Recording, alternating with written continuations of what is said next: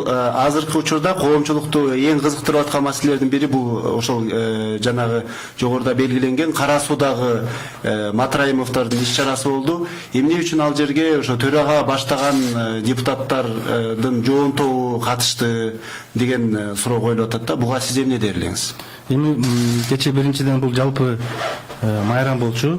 Кыргызстан мамлекетинде 1 майрамын эмгекчилер күнү майрамдадык. Бул расмий түрдө дем алыш күн болчу. Анан мындай иш чаралар мен оюн белгисип кетейин. Көп депутаттарыбыз жогорку кеңештин мындай иш чараларды көп жүргүзөт. Өзүнүн шайлоочулардын алдында ушундай мероприятиялар көп өткөзөт. Көп жерлерге эле барып жүрөбүз.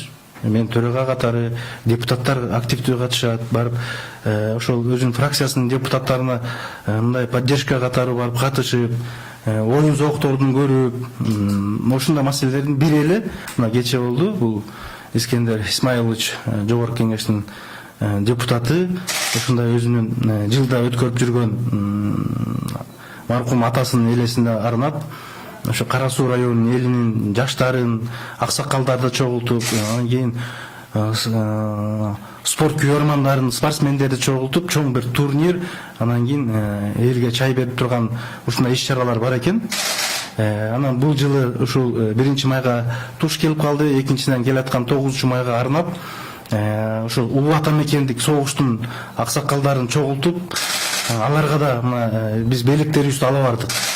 Мына көрдүңүздөр канча бир улуу ата мекен согуштун ардагерлерин ошол жерден телевизорлор, анан ошондой эле эң улуу аксакал 104 жаштан өтүп калыптыр. Улуу ата мекен согуштун Кара Суу районунда ошо 6 аксакал калыптыр, 7ге жакын, 7 жаңылышпасам. Анан ошого автоунаасын белек кылдык.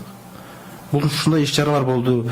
Анан кийин көп спорт оюндары болду. Бул эми биздин жалпы ушу депутаттарыбыздын бири-бирибизге ушундай сый мамиле көрсөткөн негизинде гана барып келдик. Иш чарага катышып келдик. Арды миң деген элдер чогулуп, оюн зоок көрдү. Алар менен аралашып, баарлашып келдик. Бюджеттен акча каражат кетти? Эми ал жактан эч кандай бюджеттен каражат каралган эмес. Бул биринчиден мен айтып кеттим, дем алыш күн болчу. Экинчиден бул иш чараны ар ким депутаттын барып келиши өзүнүн каражаты болду. Төраганыкыдан. Төраганыкыда бардык иш каражат өзүнүн каражаттарынан. Бирок ошондой болсо дагы депутат Искендер Матраимовдун чакыруусу менен бардык деп атасыздар, бардыңыздар. Анан кийин бирок анын иниси Райым Матраимовдун тегерегиндеги коомдук пикир, ошондой эле анын байлыгынын тегерегиндеги иликтөөлөр, ушундай бир коом тарабынан парламентке сын пикирлерди пайда кылат деп ойлодуңуздар беле? Эми бардык биз мыйзамдык чын эле мыйзамдын алкагында жашагандан кийин бардык нерсе мыйзамдуу болуш керек.